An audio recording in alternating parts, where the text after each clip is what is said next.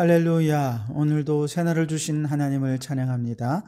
오늘도 말씀을 나누는 이 시간 성령 충만, 은혜 충만하셔서 말씀이 이해되고 깨달아지고 믿어지는 은혜의 역사가 있기를 주님의 이름으로 축원합니다. 오늘 우리에게 주시는 하나님 말씀은 사사기 20장 말씀인데요. 1절로 7절까지 봉독해 드리겠습니다. 하나님의 말씀을 경청하시기 바랍니다. 이에 모든 이스라엘 자손이 단에서부터 부엘세바까지와 길르앗 땅에서 나와서 그 회중이 일제히 미스바에서 여호와 앞에 모였으니 온 백성의 어른 곧 이스라엘 모든 지파의 어른들은 하나님 백성의 총회에 섰고 칼을 빼는 보병은 40만 명이었으며 이스라엘 자손이 미스바에 올라간 것을 베냐민 자손이 들었더라. 이스라엘 자손이 이르되 이 악한 일이 어떻게 일어났는지 우리에게 말하라 하니 레위 사람 곧 죽임을 당한 여인의 남편이 대답하여 이르되 내가 내 첩과 더불어 베냐민에 속한 기브아에 유숙하러 갔더니 기브아 사람들이 나를 치러 일어나서 밤에 내가 묵고 있던 집을 에워싸고 나를 죽이려 하고 내 첩을 욕보여 그를 죽게 한지라. 내가 내 첩의 시체를 거두어 쪼개서 이스라엘 기업의 온 땅에 보냈나니 이는 그들이 이스라엘 중에서 음행과 망령된 일을 행하였기 때문이라. 이스라엘 자손들아 너희가 다 여기 있은즉 너희의 의견과 방책을 낼지니라 하니라. 아멘. 오늘도 이 말씀을 통해 우리에게 주시는 하나님의 음성을 듣게 되기를 바랍니다. 사사시대 이스라엘은 영적 지도자였던 레위인들이 하나님을 왕으로 섬기지 못하고 소명의 자리를 떠나 사명을 버리는 그런 일들이 아주 만연했죠. 게다가 돈과 명예를 따르고 성적으로도 얼마나 타락했는지 모릅니다. 그 결과 온 이스라엘이 우상 숭배와 또 음란과 타락의 죄악이 아주 만연하게 되었습니다. 지난 시간에는 성적인 타락으로 온 이스라엘이 그렇게 타락해 있는 모습들을 조명해 보았는데요. 음행으로 인해 처가에 쫓겨갔던 첩을 4개월 만에 데리고 오다가 중간에 베냐민 지파의 땅에 있던 기브아라는 성에 들어갔다가 그만 불량배들이 그 레위인을 향해 동성관계를 갖겠다라고 이렇게 아주 애워싸죠. 레위인은 자기가 살겠다고 그 첩을 남자들에게 내어주고 밤새도록 성폭력을 당한 아내는 결국 싸늘한 시체로 돌아오고 말았습니다. 자, 레위인은 너무나 분노한 나머지 죽은 첩의 시체를 집으로 가지고 가서 그 시체를 12덩이로 토막을 냅니다. 그리고 이스라엘 모든 지파에게 이 시신을 보낸 거죠. 당시에는 이제 군대를 소집하기 위해 짐승의 사체를 이렇게 나누어서 보내는 고대 근동의 풍습이 있었는데요. 바로 그런 풍습을 이용한 것입니다. 군대 소집에 응하지 않는 자는 누구든지 이 짐승의 사체와 같이 될 것이다 라는 그런 메시지인 것이죠. 그런데 이스라엘 백성들은 짐승의 사체가 아니라 사람의 토막난 시체를 받았으니 얼마나 놀랐겠습니까? 그리고 레위인의 아내를 이처럼 악하게 대하여 죽였다 하는 소식에 사람들은 더 큰 충격을 받았습니다. 결국 이 일로 인해 이스라엘 모든 지파, 싸울 만한 모든 이제 군사들이 모이게 되었고 이스라엘 전체와 지금 베냐민 한 지파가 서로 싸우는 전쟁이 벌어지기 일촉즉발입니다. 1절을 보시면 이에 모든 이스라엘 자손이 단에서부터 부엘세바까지와 길르앗 땅에서 나와서 그 회중이 일제히 미스바에서 여호와 앞에 모였으니 라고 말씀하십니다. 이렇게 모여든 이스라엘의 병사의 수가 40만 명입니다. 엄청난 수가 모인 거죠. 한자리에 모인 이스라엘은 이제 먼저 구체적인 사건의 경위를 파악하기 위해서 레위인에게 물어보죠. 그래서 레위 사람이 이제 이 일에 대하여 이야기합니다. 4절로 6절에 보시면 레위 사람 곧 죽임을 당한 여인의 남편이 대답하여 이르되 내가 내 첩과 더불어 베냐민에 속한 기브아에 유숙하러 갔더니 기브아 사람들이 나를 치러 일어나서 밤에 내가 묵고 있던 집을 에워싸고 나를 죽이려 하고 내 첩을 욕보여 그를 죽게 한지라. 내가 내 첩의 시체를 거두어 쪼개어 이스라엘 기업의 온 땅에 보냈나니 이는 그들이 이스라엘 중에서 음행과 망령된 일을 행하였기 때문이라 그랬습니다.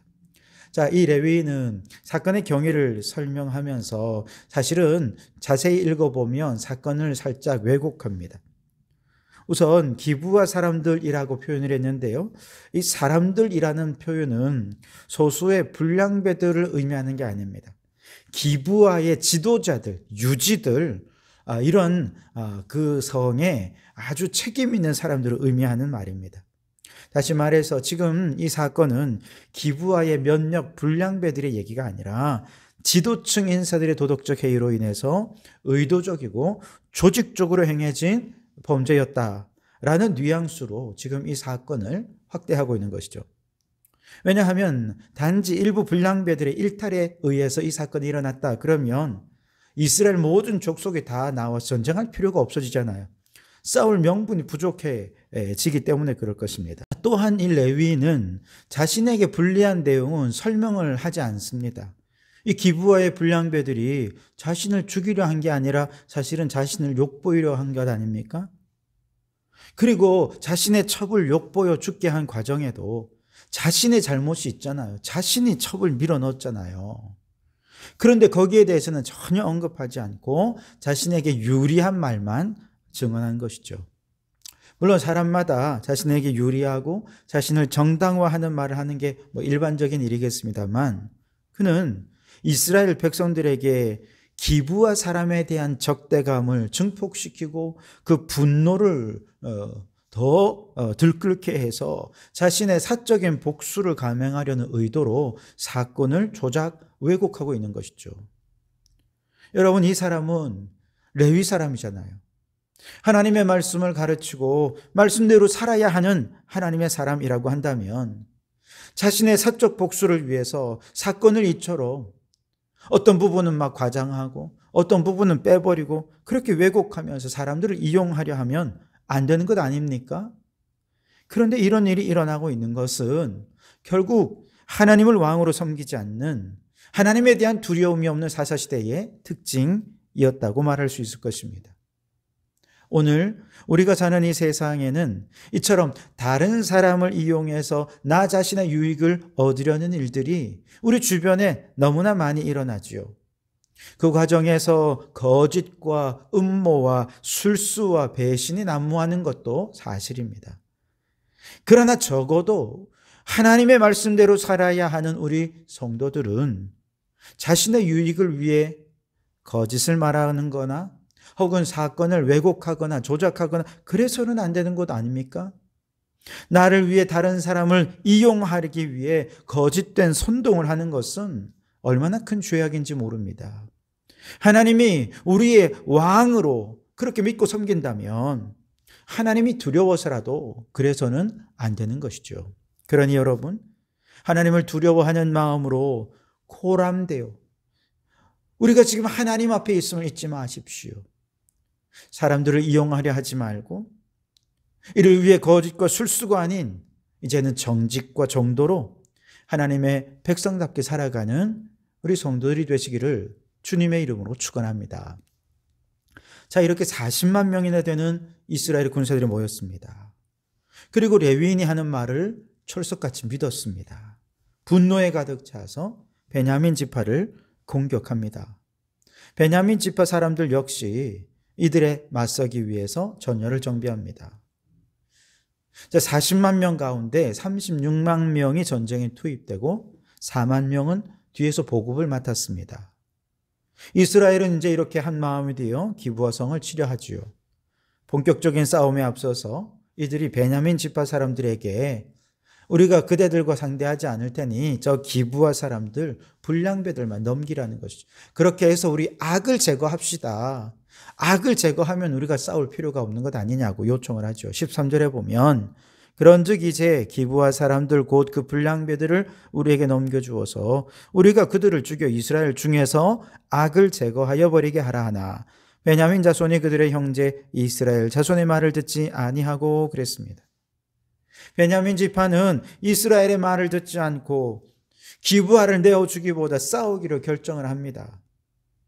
싸우기 위해 모여든 베냐민 병사는요 2만 6천 명밖에 안 됩니다.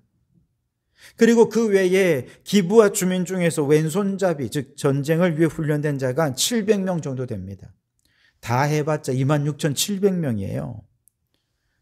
여기는 36만 명이 지금 나와 있고 2만 6천 명 나와 있어요. 숫자로만 생각하면 거의 13배 이상 차이가 나거든요. 그냥 봐도 싸움이 안 될 것 같은데 베냐민은 너무나도 무모하게 싸우려 하는 것이죠. 이스라엘과 싸우려 하지 말고 악을 바로잡는 차원에서라도 기브아를 내어주는 것이 더 현명한 것 아니었을까요? 베냐민은 왜 이런 결정을 했을까요? 그건 뭐 다른 이유가 없습니다. 기브아가 베냐민 지파 사람이었기 때문이죠. 자기에게 속한 사람이었기 때문입니다. 우리가 그렇잖아요. 남에 대해서는 객관적으로 바라보고 평가도 하고 문제를 합리적으로 해결하려 하기도 하지만 자신과 내게 속한 사람의 문제에 대해서는 객관성과 합리성을 잃어버리죠. 무조건 내 사람을 감싸려 합니다. 불법도 심지어 눈 감아주려 하고요. 죄를 범했어도 책임을 물으려 하지 않습니다. 그냥 다 감싸주려는 것이죠. 그러면 내가 언젠가 또다시 역전의 상황에 처했을 때 나도 보호받을 수 있을 거다. 아마 그렇게 생각하는지 모르겠습니다.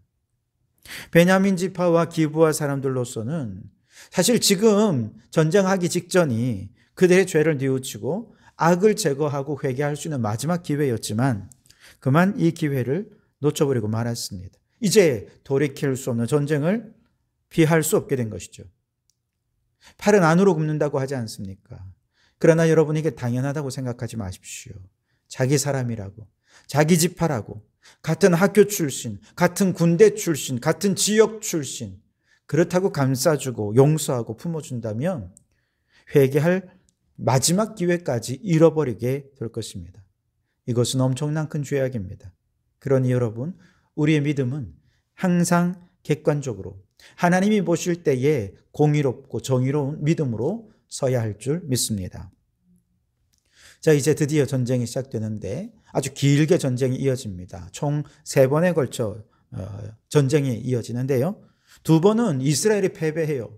그렇게 많은 군사를 가지고도 이제 2번이나 패하게 되죠. 지역적인 요인도 있었고 또 이들의 불신앙의 요인도 있었습니다. 어쨌든 그러면서 베냐민 지파에 대한 악감정이 더 커져갑니다.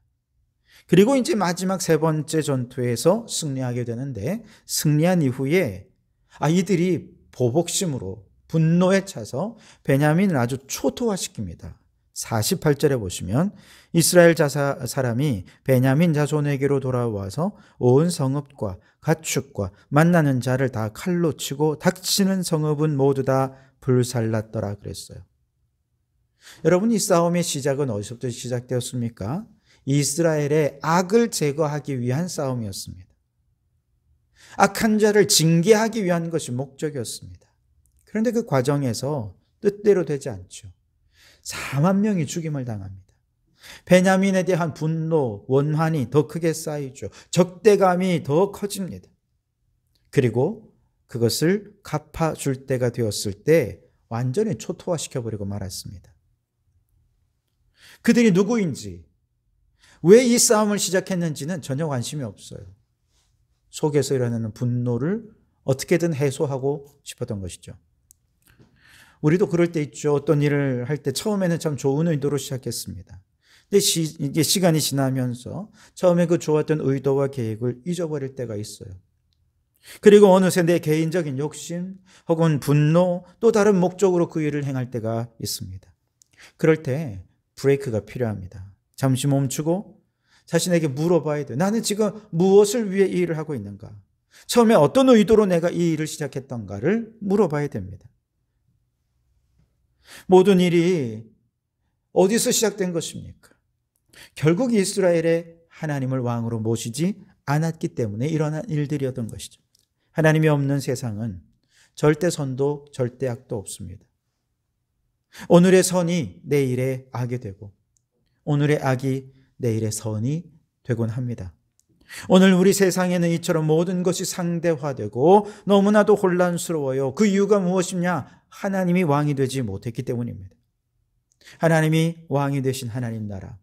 그래서 선과 악이 분명해서 하나님의 선과 하나님의 질서가 세워지는 나라가 이 땅에 이루어지게 될 때 모든 악은 사라지고 하나님이 다스리시는 복된 나라가 될 것입니다. 그 나라를 꿈꾸며 이 혼란스러운 세상 속에서 하나님을 진정한 왕으로 섬기며 살아가는 우리 성도들이 되시기를 주님의 이름으로 축원합니다. 기도하겠습니다. 주님, 자신의 유익을 위해 사람을 이용하며 권모술수 배신 거짓이 난무하는 이 세상은 하나님을 두려워할 줄 모릅니다. 오 주여, 저들이 하나님을 두려워하게 하옵소서. 주님, 친분을 이유로 죄악을 감싸주고 범죄를 눈감아주는 불의를 행하지 않게 하옵소서.